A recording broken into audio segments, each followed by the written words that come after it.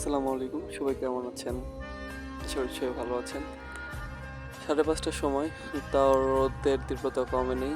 তো আপনাদের সাথে শেয়ার করতে আসলাম আমার কিছু জমি। আর যে দেখতে পাচ্ছেন এই আমার ছোট্ট ছেলে, মানে আমার ভাইয়ের ছেলে। সেও আমার সাথে যাচ্ছে, "কাকু জমি দেখতে যাবো চলেন।" তো আসলো।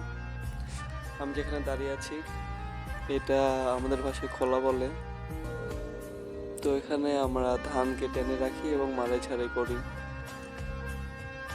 আর এটা আমার বড় জমি, ধানে পাক ধরেছে। সেচ বন্ধ করে দিয়েছে, যদিও ২-৪ দিনের সময় লাগবে কাটতে। মানুষ আসেনি ধান কাটার, আসবে।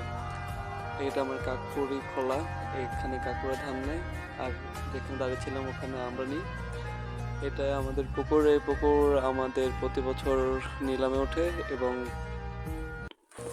কেউ না কেউ নিয়ে নেয়। আর এটা হচ্ছে আমার কাকুরি মোটর, কাকুরি আশেপাশে সকল জমি। এখানে প্রায় ২৫ বিঘার মতো জমি আছে। সবাই দোয়া করবেন যাতে ফসল ভালোভাবে ঘরে ওঠে। আর এই দেখতে পাচ্ছেন সোনালী ফসল আর সোনালী রোদ, সব মিলিয়ে আছি ভালো। সবাই ভালো থাকবেন, সুস্থ থাকবেন।